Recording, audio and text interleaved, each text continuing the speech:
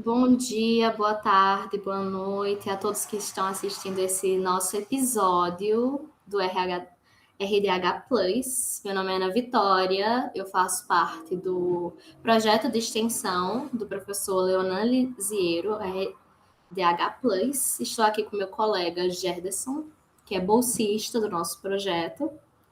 E hoje nós vamos entrevistar a professora Alana Alessia, bacharel em Direito pelo Centro Universitário de João Pessoa, UNIP, mestre em Direito Internacional pela Universidade do Estado do Rio de Janeiro, doutoranda em Direito Internacional pela UERJ, pesquisadora em Direito Internacional Público com ênfase nas cortes e tribunais internacionais e história do direito internacional, autora de diversos artigos aprovados e publicados no Brasil, Portugal, Estados Unidos.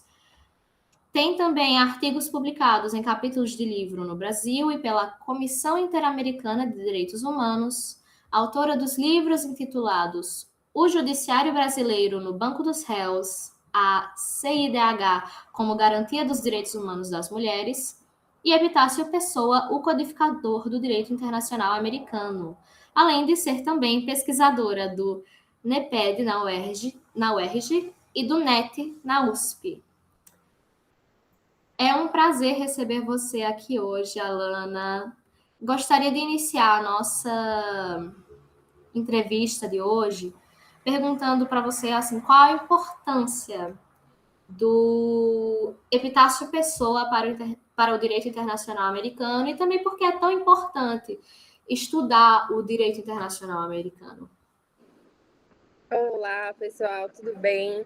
É uma alegria estar aqui com vocês. Eu agradeço demais o convite, principalmente o professor Leonan, né, que é meu mentor, orientador aí, desde a época da graduação, e participou também, né, ativamente dessa construção desse trabalho. Falar de Epitácio Pessoa é uma alegria, assim, para mim, porque foi um tema que surgiu enquanto eu conversava, inclusive, com o Leonan. Foi de uma conversa com ele que surgiu esse interesse por pesquisar o Epitácio Pessoa. E nessa conversa eu lembro que a gente estava falando de como o Brasil ele é carente de personalidades, principalmente personalidades jurídicas. Carente no sentido de não que a gente não tenha. Nós temos muitas, mas nós não falamos deles, nós não pesquisamos sobre eles. A gente nem sabe o que é que eles fizeram, de que forma eles contribuíram para essa construção, tanto do direito quanto das instituições, né? Porque onde o direito toca, geralmente a gente vê ali, né, uma instituição surgindo ou uma instituição sendo modificada. Então, eu pesquisei Epitácio Pessoa porque eu vinha de muitos anos de pesquisa em Sistema Interamericano de Direitos Humanos, pesquisava ali bastante de como o Brasil era afetado, né, por esses tribunais internacionais, por essa jurisprudência que vinha se consolidando num cenário internacional, e como é que qual era a nossa participação nisso tudo, né? É um sistema que foi imposto, é um sistema que a gente participava só por dizer que participava, foi um sistema que a gente ajudou a criar, o que é que acontecia nesse sistema internacional para o Brasil fazer parte? E eu acho que em momentos como esses que a gente vive hoje em dia, né, de, enfim, conflitos tão acirrados, eu acho que essa é uma pergunta que a gente deve se fazer, né? Qual é o papel do nosso país dentro dessa grande comunidade internacional, dentro dessa sociedade internacional? A gente já teve um papel ativo? Então, eram perguntas que eu me fazia, né? A gente já teve alguém que chegou a trabalhar, que chegou a realizar alguma coisa dentro desse cenário internacional? A gente só recebeu. Ou a gente só estava ali recebendo tudo que era dado, que era imposto. E aí surgiu o nome de Epitácio Pessoa. A gente tem o Rui Barbosa também. Dentro do cenário internacional, ele é bem mais falado. Então, você tem vários trabalhos ali sobre o Rui Barbosa, sobre a contribuição dele para o direito internacional, sobre a atuação dele, os escritos dele e tudo mais. E é gigantesca mesmo. Mas Epitácio Pessoa é contemporâneo a ele. E foi completamente apagado da história, assim. Ninguém fala muito do Epitácio Pessoa. Foi difícil até produzir a minha pesquisa sobre ele, porque eu não tinha material. Então, tudo que eu tinha sobre Epitácio Pessoa eram alguns livros de sebo. Foram 25, acho que ele tem 25 volumes, ou são 15, acho que são 15 volumes. Sobre a trajetória de Epitácio Pessoa, que são arquivos que o Senado, Itamaraty, enfim, juntaram e criaram livros a partir de temas específicos. Então, todas as cartas que Epitácio Pessoa escreveu do ano X ao ano Y estão nesse livro aqui. E essa outra carta aqui, mas tudo fora de ordem. Então, se eu quisesse saber realmente da contribuição dele, eu tinha que abrir os 15 volumes e sair procurando dentro deles. Então, eu falei, não, eu vou sistematizar a contribuição de Epitácio Pessoa para o direito internacional. Por 2 motivos. Ele é uma personalidade brasileira e ele é uma personalidade paraibana. Então, Epitácio Pessoa, ele nasceu em Umbuzeiro, se formou em Direito na Universidade do Recife, mas ele é paraibano. Então, eu falei, eu tenho todos os motivos, então, para pesquisar Epitácio Pessoa, né? A gente sempre, vou puxar a sardinha para o meu lado e vou puxar a sardinha para o meu Nordeste. Então, eu comecei a pesquisar sobre ele. E pesquisando sobre ele, eu vi que o Brasil atuou na linha de frente da formação do nosso direito internacional, principalmente desse direito internacional mais regional. Então, por exemplo, Epitácio Pessoa, ele elaborou, no direito internacional a gente não tem código, né? Diferente do direito penal, do direito civil, que tem código de direito penal, código de direito civil, enfim. No direito internacional a gente não tem. A gente tem tratados, a gente tem as convenções, a gente tem costume, a gente tem norma de escola, enfim. Mas a gente não tem um compilado disso tudo e fala, isso daqui é um código de direito internacional, siga. Não existe. Mas houve a tentativa de se ter esse código. E nessas tentativas, o código que mais se sobressaiu foi o que a Epitácio Pessoa elaborou. E aí, durante a minha pesquisa, eu descobri, assim, lá nos muitos arquivos e documentos, que ele elaborou sozinho, né, esse projeto de código, que tinha ali cerca de 700 artigos, e isso muitos e muitos e muitos anos atrás. Né? Então, ele fez realmente uma pesquisa dentro do direito de todos os países da América, porque na época dele a gente não falava assim, América Latina e tudo mais, foi uma coisa inclusive que me chamaram muita atenção. Não usa o termo América Latina, porque na época dele ainda não tava não era uma coisa muito difundida. Então, ele pesquisou o direito de todos esses países e ele tentou, ele elaborou um código que basicamente conseguia compilar todos esses direitos para que esses países assinassem esse código, aderissem a esse código e colocassem esse código em prática. Então, assim, só isso daí, para mim, já é um grande feito. Foi uma pessoa que, em um período difícil, ele estava ali num período entre guerras, né?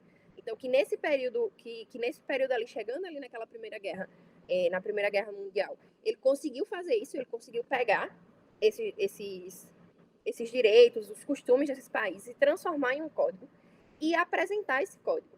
O código dele foi tão elogiado que ele foi votado dentre todos os representantes dos países, inclusive Estados Unidos, enfim, vieram para o Brasil, vieram para o Rio de Janeiro, participaram das reuniões sobre esse código e votaram nele como representante geral. Então, ele foi eleito representante geral dentro de toda a América para conduzir os trabalhos sobre esse código. O código não frutificou. Até hoje a gente não tem esse código. Mas várias convenções saíram desse código de Epitácio Pessoa e entraram em vigor naquele período, foram debatidas ou foram texto base para convenções que vieram a surgir depois. Então, a contribuição dele foi uma contribuição significativa. E tem uma coisa, quando a escola, pelo menos, né, de estudo do direito que eu me filiei para essa pesquisa, é uma escola de uma contribuição dentro daquele período. Porque a gente não consegue fazer uma análise de história do direito mais ou menos evolutiva, né? Eu não sei se... Acho que Leonan já reclamou com vocês em algum momento, porque uma vez eu fui colocar no artigo e falei, evolução do conceito tal. Aí ele, não usa esse termo para falar de história e tudo mais, Porque a história ela é cíclica. Né? A história ela é um pêndulo, então eu não consigo falar da história como sendo uma coisa que eu vou avançando e eu queira comparar conceitos jurídicos de 1912 com conceitos jurídicos em 2026.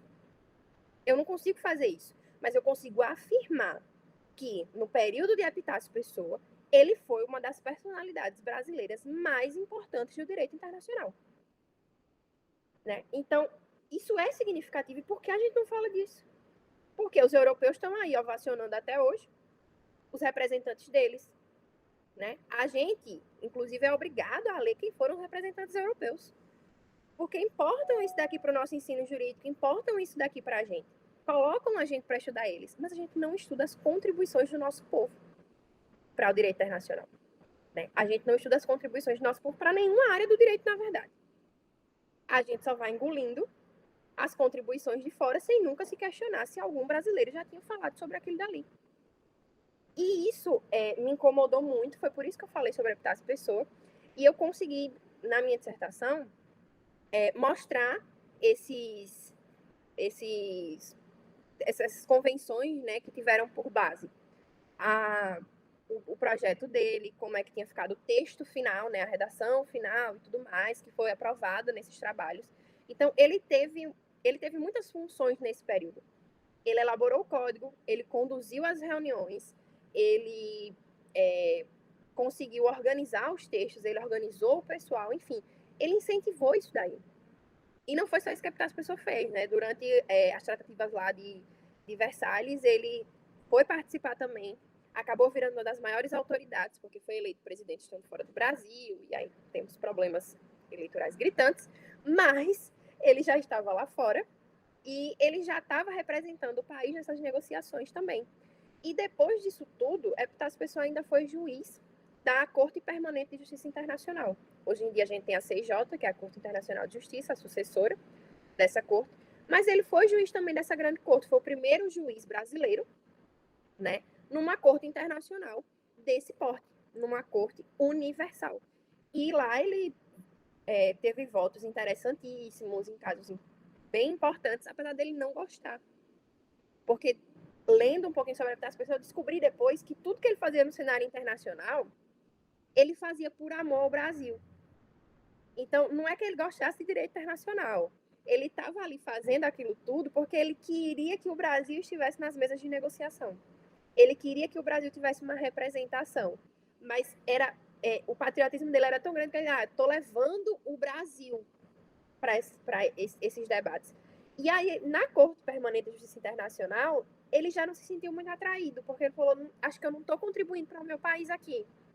E aí aconteceram, né, as questões da política aqui, o sobrinho dele foi assassinado, e aí ele acabou voltando para o Brasil, declinou, né, disse que não queria a recondução na corte, voltou para cá, e aí morreu em Petrópolis, enfim. Hoje eu acho, salvo engano, que as pessoas estão enterradas no Tribunal de Justiça da Paraíba, né, a cripta tá lá. Mas é isso, assim, eu parti muito disso porque eu sou muito curiosa com personalidades. Com personalidades, com as instituições. Então, quando alguém me fala, teve, sei lá, tem a Corte Internacional de Justiça. Eu amo a Corte Internacional de Justiça, mas a minha curiosidade, ela se volta para a Corte Permanente de Justiça Internacional. Eu quero entender a dinâmica de quem construiu aquilo dali. Para ver em que momento da história a gente se perdeu. Porque a gente sempre se perde no meio do caminho, né? Então, a gente se perde ou para repetir as tragédias ou para repetir as alegrias. Infelizmente, no cenário internacional hoje, o que eu vejo é que a gente está repetindo as tragédias. Então, quando eu paro para olhar para trás, eu vejo exatamente qual foi o ponto. Eu consigo, sabe, quando a gente estuda história, a gente olha, a gente faz, isso daqui está se repetindo. Não é novo para mim.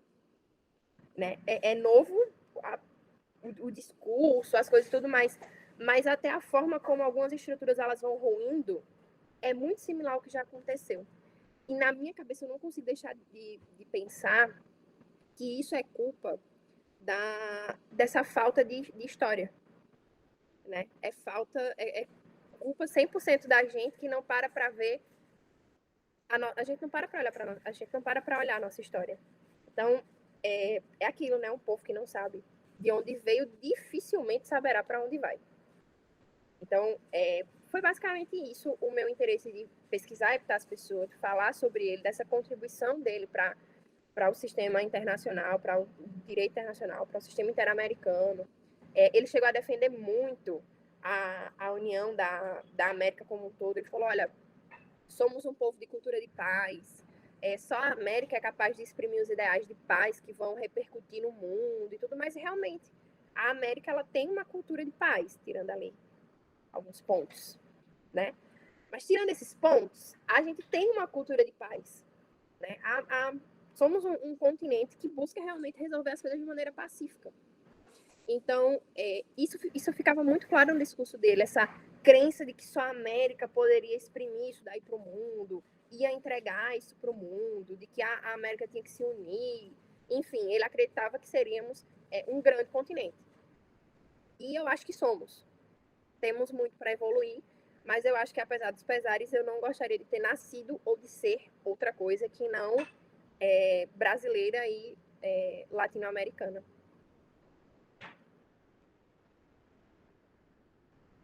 Sempre bom ter orgulho, né, das nossas origens. Você diria que ele estava... que Epitácio Pessoa foi uma pessoa à frente do seu tempo? Eu acho que foi. Para o direito internacional, eu acho que ele foi muito para frente do tempo dele. Porque se você olha ali, no período histórico, mais ou menos, que ele estava, a gente vai ter que... no direito, a gente sempre tem alguém que quer se sobrepor ao outro. A gente sempre tem alguém que quer sobrepor sua cultura, seus costumes, seu direito e tudo mais, como é que funcionam suas instituições, seus sistemas e tudo mais. E quando a Epitácio Pessoa para estudar o sistema de cada país, para ver a lei de cada país e tenta harmonizar todas essas legislações, eu acho que ali ele teve uma visão de eu não vou impor o Brasil para eles. Porque ele podia ter feito isso no projeto de código dele, né? Eu vou impor a visão brasileira sobre esses institutos, impor a visão brasileira sobre o que é direito do mar, por exemplo, que ele já falava, impor a visão brasileira sobre propriedade intelectual, sobre fronteiras, sobre migração. E ele não fez isso. Ele literalmente pegou de cada país um pouco e ele colocou isso no código dele. Então, hoje isso é uma grande dificuldade que a gente tem no direito, como um todo, né? Todo mundo querendo impor o seu direito, as suas convicções e tudo mais, e ele não fez isso. Ele olhou para cada país individualmente e tentou harmonizar para encaixar tudo ali no código dele. Então, eu acho que ele foi, nesse sentido, muito além do tempo dele. Para outras questões, não. Que aí a gente também não pode ser... né? Ele tinha as falhas dele, mas enquanto pessoa política, que aí eu também nem entrei no mérito, a minha questão foi mais realmente analisar o internacionalista que ele foi. Professora, por que a senhora acha que figuras como, por exemplo, Rui Barbosa, as são mais lembradas no estudo de direito internacional do que o próprio Epitácio Pessoa? Por que houve esse tipo de apagamento do Epitácio Pessoa?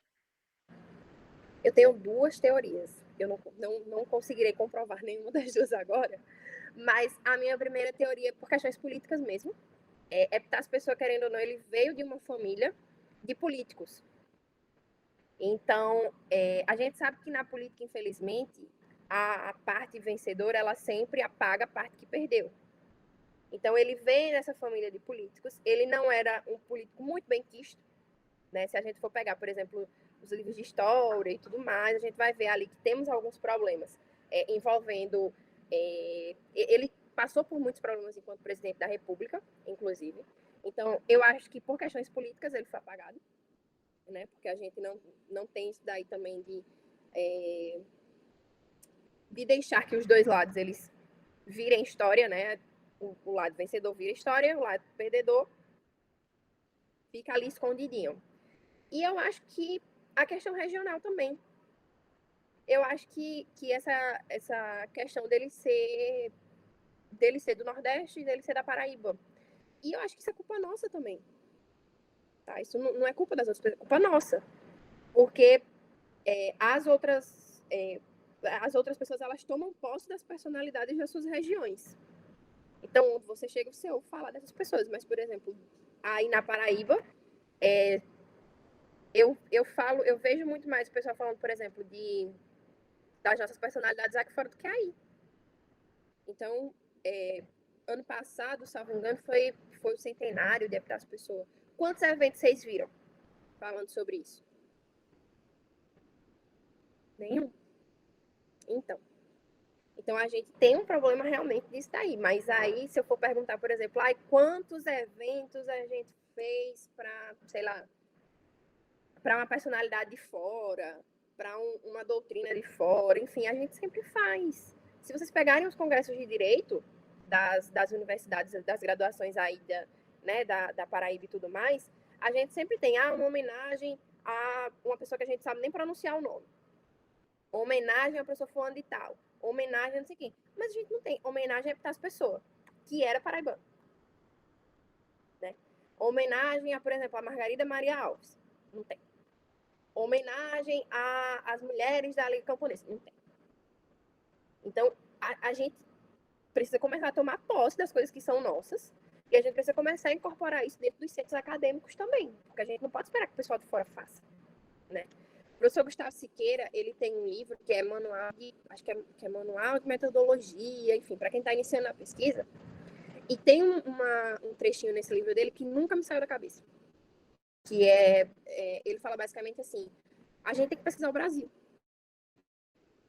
A gente tem que pesquisar o Brasil, a gente tem que pesquisar, a gente tem que procurar resolver, né, problemas do Brasil, porque os europeus estão bem servidos. O mundo todo pesquisa a Europa. Então, eles estão muito bem servidos, né? A gente tem que começar a olhar para o nosso país, para as nossas dificuldades, para as nossas alegrias também, e começar a difundir o nosso país, né? O mundo precisa conhecer o Brasil. E ele só vai conseguir conhecer o Brasil no sentido das pesquisas acadêmicas, quando os centros acadêmicos tomarem posse das nossas personalidades e das pessoas que fizeram a gente ser tão rico quanto a gente é e a gente não sabe. É verdade, professora. Assim, como estudante, eu vejo assim que há essa escassez realmente das pesquisas dos nossos autores nacionais. Há muito uma tentativa de adaptar os estudos de autores de fora, né, da Europa, ou então autores americanos, mas principalmente europeus, como os alemães ou italianos. Nossos próprios códigos têm muita influência, né? Tanto dos códigos alemães como italianos. Digo até do próprio direito empresarial, por exemplo, que tem bastante influência italiana. Então, há esse estudo da realidade do Brasil, né? Esse estudo dos autores brasileiros que conhecem a nossa realidade. Nós ficamos tentando adaptar as teorias para um país que tem políticas diferentes, que tem um sistema federal diferente, influenciado pela Alemanha, mas ainda assim é adaptado, é diferente. As decisões federais, mesmo que inspiradas nas dos Estados Unidos, né, são diferentes. Tem uma distribuição de poderes distintas, né? Vou fazer aqui a nossa terceira pergunta, de muitas ainda. Pergunta de muitas. Como que a professora diria que a participação de Epitácio Pessoa no Tratado de Versalhes teria influenciado a imagem do Brasil no cenário internacional? Então, tem umas cartas dele lá no período que o Itamaraty deixou, né, serem publicadas, que ele tá, enfim, ele explica como é que tá a situação lá, e ele, às vezes, ele pede direcionamento, pede indicações e tudo mais. E aí, a pessoa ele começou, eu acho que a delegação brasileira chegou atrasada, salvo engano, porque quem ia era Rui Barbosa, mas aí Rui Barbosa não respondeu, enfim, demorou demais para responder, e aí mandaram a Pessoa. E aí parece que a nossa delegação já chegou com alguns dias de atraso, chegou muito em cima da hora desse começo dessa de Versalhes. E mesmo tendo chegado depois, Epitácio Pessoa ele conseguiu assumir as mesas de negociação. Então é uma coisa que o Barão do Rio Branco falava muito dele.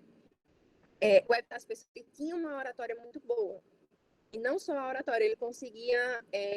ele tinha um poder de negociação. E isso são os relatos, né, históricos que a gente tem ali. De que ele tinha essa... ele tinha essa coisa. Então, por exemplo, quando ele estava no STF, que ele foi ministro do STF também, ele nunca foi voto vencido. Epitácio Pessoa foi um dos ministros do STF que nunca teve um voto vencido. Tão forte era o poder de oratória dele, de convencimento. Então, quando ele chega em Versalhes, ele chega já com esse estudo de como os países funcionavam, tudo mais, como era a legislação, como eram as características, coisas que hoje em dia realmente você vai negociar, sabe com quem é que você está falando, né? Mas ele chega com isso e ele chega com esse algo a mais, né, que o Barão do Rio Branco falava, que era essa oratória, esse poder de persuasão dele que ele tinha. E aí ele faz amizade com a delegação americana.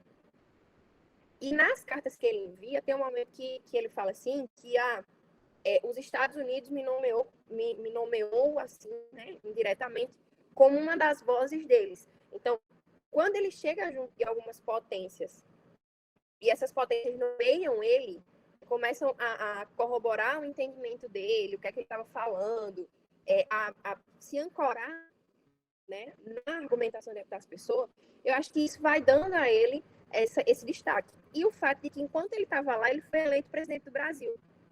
Então, ele foi eleito presidente estando fora do país.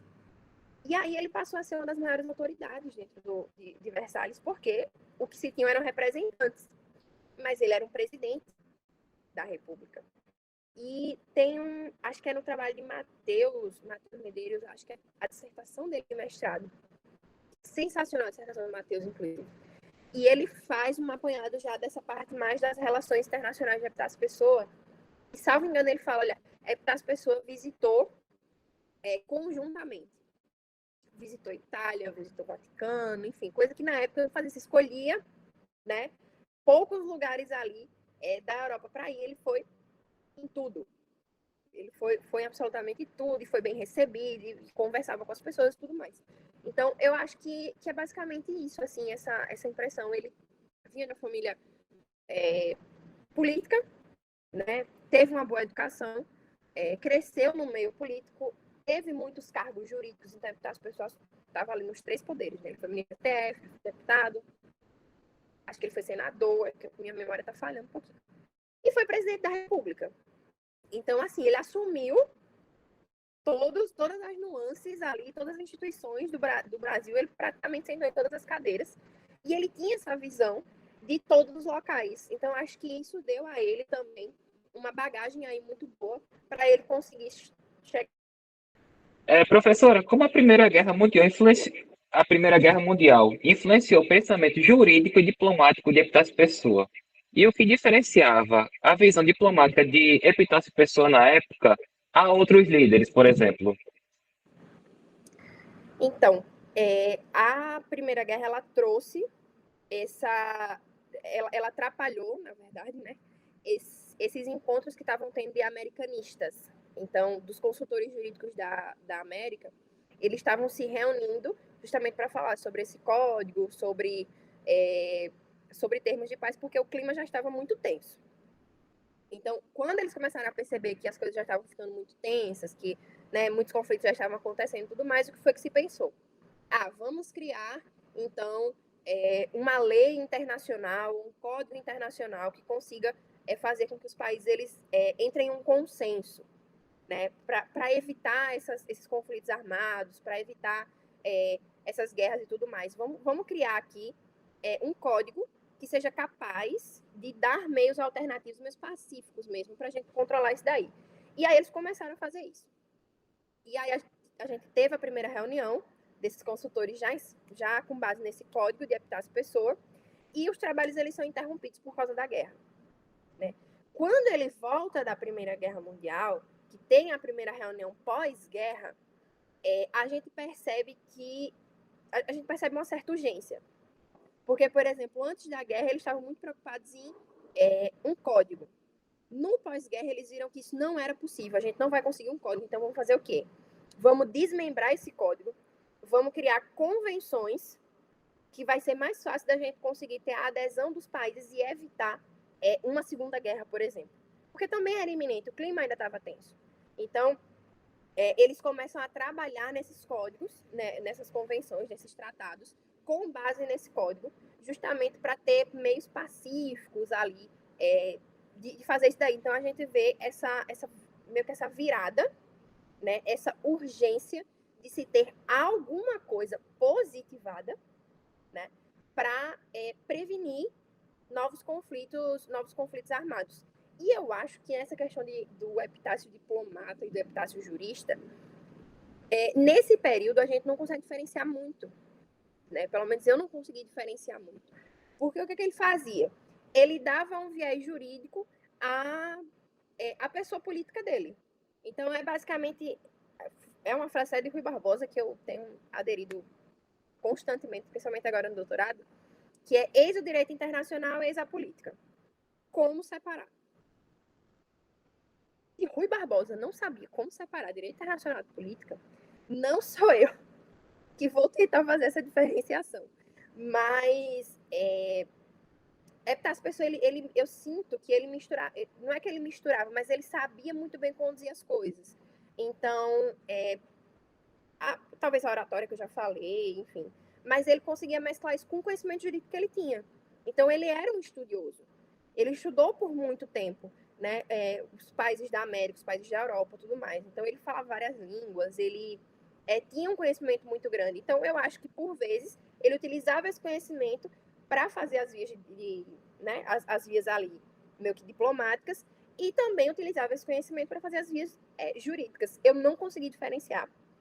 Eu não consigo diferenciar nesse momento. E na minha dissertação também eu foquei mais no que ele escreveu, no que ficou do legado dele, nessa questão mais da corte. Não foquei tanto na questão dele enquanto talvez um representante, enfim, porque ele não era do Itamaraty, né? Ele era só uma pessoa, como se fosse um consultor jurídico, e o nome já diz tudo, né? Ele era um consultor e depois ele virou um chefe de Estado. Mas ele tinha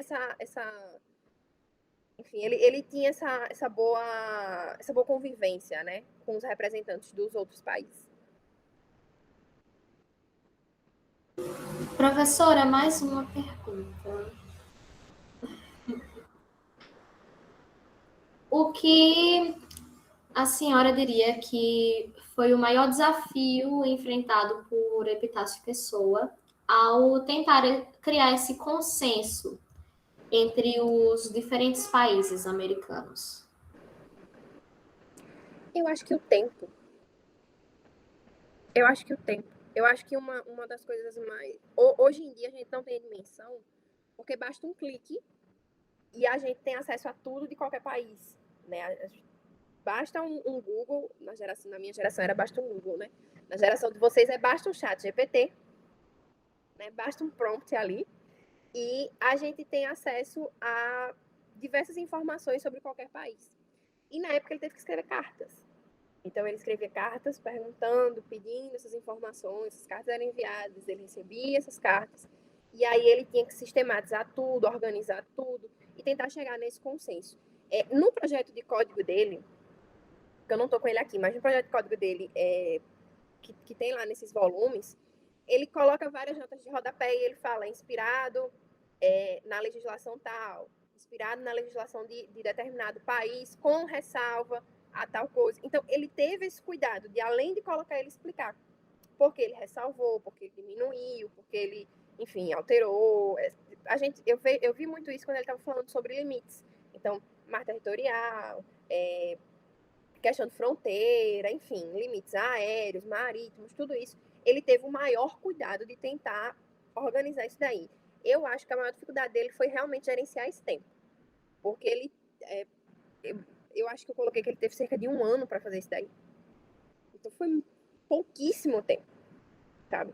E ele começou a fazer o Código de Direito Internacional privado. E aí depois ele mudou para o Código de Direito Internacional público, né? né, a pedido do Barão do Rio Branco, porque acho que era Lafayette, o conselheiro Lafayette, que pediu para fazer do privado, só que ele já tinha começado, então o tratado de extradição que foi aprovado foi baseado no que as pessoas já tinham feito, então até isso, o direito internacional privado, essa convenção de extradição, que ficou aí por muitos e muitos anos rodando, foi baseada no que as pessoas tinham escrito. Então eu acho que a maior dificuldade dele foi essa, foi gerenciar esse tempo e ter acesso a essas informações em um tempo hábil para criar esse código e conseguir apresentar esse código. Professora, a participação do Epitácio Pessoa no direito internacional é uma coisa ímpar, mas quais conceitos ou ideias que o direito internacional usa até hoje do Epitácio Pessoa? Então, até hoje eu realmente não vou saber dizer porque eu não fiz eu não fiz essa linha, sabe? Eu realmente foquei na contribuição dele no período que ele estava, no período que ele viveu e tudo mais. Então, a minha pesquisa ela se limita ali a esse período, acho que eu fui até 1960, não sei. Mas assim, ela termina ali. Então, eu fiz a pesquisa de quando a pessoa começou a elaborar o código e quando ele termina o mandato dele na Corte Permanente de Justiça Internacional. E aí as contribuições que ele deixou naquele período, né? Dentro daquilo ali. Então, a gente vai ter, por exemplo, nos casos da Corte Permanente de Justiça Internacional, a gente tem contribuição dele no Estatuto da Corte. Mas eu confesso que eu não cheguei a comparar para ver se o Estatuto da Corte hoje é o Estatuto que ele modificou no período que ele estava, porque ele modificou com o Estatuto da Corte Permanente de Justiça Internacional. Então, até ela acabar, né, o estatuto dela estava ali com as modificações que ele deixou. Mas aí a Corte Permanente acabou e no pós-Segunda Guerra a gente tem a Corte Internacional de Justiça. Então, eu não sei se o Estatuto da Corte Permanente tem semelhanças com o Estatuto da Corte Internacional hoje em dia. Esse estudo eu realmente não fiz. Eu só me detive mesmo no período que ele estava. Professora, e quais as contribuições, deputado Pessoa, que a senhora diria que foram as mais marcantes no tempo em que ele estava atuando? Eu acho que o código dele como um todo realmente foi o marco dele, né? Eu acho que foi o que abriu ele para a sociedade internacional. Tanto é que vários juízes da Corte Permanente de Justiça Internacional, inclusive o Bustamante, que ele era, se não me engano, o Bustamante era de Cuba, ele escreve, a gente tem artigos dele falando, olha, isso daqui, esse conceito aqui eu tirei do Código de Epitácio Pessoa, do projeto de Código de Direito Internacional do Epitácio Pessoa, e ele é citado por causa desse código, em muitos momentos ele é convidado a participar da Sociedade Internacional dos Estados Unidos, inclusive, que se dedicava ao estudo de direito internacional, ele recebeu várias cartas convidando ele para participar, para falar sobre direito internacional, para falar sobre política internacional. Eu acho que o grande marco dele foi isso, foi o que abriu, foi o que mostrou que, além de político, ele também era jurista, né? Porque você conseguir elaborar 700 e poucos artigos no prazo que ele conseguiu sozinho é muita coisa. Então, eu acho que esse foi o marco dele. Porque na corte ele já não tinha tanto interesse. Então, ele teve votos relevantes, ele era respeitado, mas ele era respeitado pelo que ele já tinha feito. Né? Então, eu acho que a grande contribuição dele, o que elevou o nome dele, foi realmente o projeto de Código de Direito Internacional, que foi o mais completo já feito. Depois dele, a gente não teve mais nenhum projeto tão denso, né? E tão extenso quanto o de Epitácio Pessoa. Tanto é que, enfim, vivemos de tratados e convenções até hoje.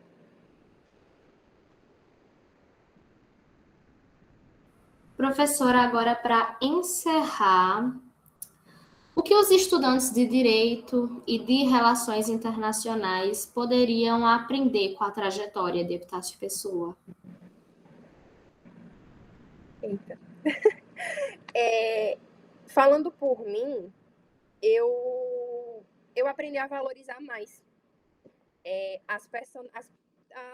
a nossa própria cultura, né? O que a gente tem. Não que a gente vá se fechar, né? Não que os estudantes devam se fechar para as contribuições dos outros países ou de outras pessoas, mas eu acho que em um mundo que está cada vez mais apagando né, essa questão de fronteira, a globalização está aí, acesso à informação está aí, eu acho que a gente tem que ter uma certeza, que é a identidade da gente. Então, qual é a identidade de vocês, enquanto estudantes de direito do Brasil, do Nordeste, de uma universidade, inclusive do interior, né? Quem é que vocês têm para mostrar para o mundo? O que é que vocês podem mostrar para o mundo? E às vezes a gente tem essa sensação de que a gente nunca produziu nada relevante, né? O que é que saiu daqui? E se a gente para olhar, muita coisa saiu daqui, né? Então, a quem interessa que os brasileiros não conheçam a sua própria identidade? A quem interessa que a gente não saiba quem a gente é? Então, eu acho que quando a gente olha para as nossas personalidades, ainda que a gente não concorde, tem muita coisa que das pessoas que eu não concordo, principalmente questões políticas e tudo mais. Eu não concordo, mas eu sei quais são. Não é ninguém que chegou para mim e falou, Alana, porque ele era assim, ou porque Rui Barbosa era desse jeito, ou porque a Liga Camponesa foi dessa forma. Eu sei falar sobre isso, porque eu li sobre isso. Então, ninguém vai me empurrar uma opinião ou uma história que viu em algum lugar, porque eu li. Eu li, eu pesquisei, eu escrevi, eu busquei e eu sei as falhas daquela personalidade, eu sei onde ela acertou, eu sei do meu ponto de vista o que foi errado. Então, eu tenho essa clareza. Eu sei quem eu sou. Porque eu respeito a minha identidade. E nada que venha de fora vai fazer com que eu perca a minha essência. Então, eu acho que é isso. Os estudantes eles têm que começar a ter essa personalidade e a colocar essa personalidade na pesquisa deles. Porque, para ser sincera, hoje em dia eu pego alguns trabalhos e eles são todos iguais. Eles são todos iguais porque o pessoal está pegando no mesmo lugar. Né? O nosso tão querido ChatGPT está servindo para escrever para os alunos. Mas vocês acham realmente que o ChatGPT vai falar para vocês de Epitácio Pessoa? Que o ChatGPT vai falar para vocês de Rui Barbosa? Que o ChatGPT vai falar para vocês de movimentos que foram importantíssimos para o Brasil, mas que aconteceram aí no Nordeste? Ele não vai. E se ele for falar, ele vai falar alguma coisa que ele pegou de algum trabalho de alguém que não é daí. Então, a gente tem que começar a tomar posse do que é nosso. E começar a falar com convicção. Porque se alguém for pegar isso de algum lugar, a gente vai saber de onde veio.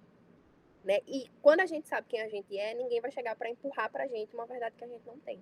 Então, eu acho que é basicamente isso. É você olhar para as nossas personalidades, não só para as pessoas. Para mim, foi muito relevante. Foi minha pesquisa. Mas eu consigo ver... Enfim, se a gente for parar para olhar, a gente tem várias outras personalidades também. E a gente consegue construir nossa identidade em cima disso daí.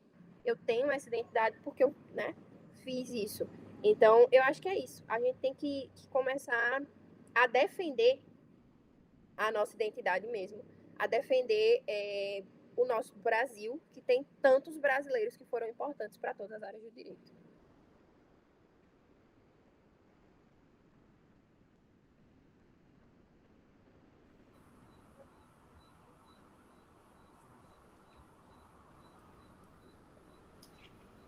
Professora, suas colocações foram perfeitas.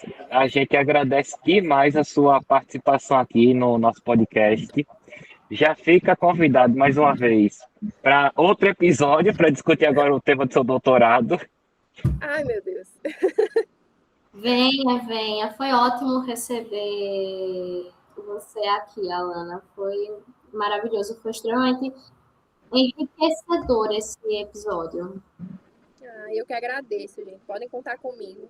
A tese de doutorado eu ainda não sei, né? Porque temos 2 anos para fazê-la. Vai que a gente muda aí no meio do caminho. Mas a gente pode dar uns spoilers da tese. A gente pode dar spoiler da tese. Não, mas sem problema. Esse projeto de extinção, se Deus quiser, vai durar muito tempo. Vai sim. Inclusive, parabenizar mais uma vez vocês pela iniciativa, pelo interesse. É muito bom ver gente jovem, né, assumindo esses espaços.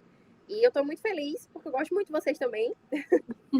E é isso. Muito obrigada, gente. Espero que tenha sido Bom para vocês, para quem vai assistir depois. Contem comigo para os próximos. Estou aqui o tempo todo para vocês. Obrigada por vir. Foi ótima a sua participação, de verdade. Então é isso, pessoal. Se inscrevam, curtam e compartilhem. E nos sigam no nosso Instagram, rdh.plus.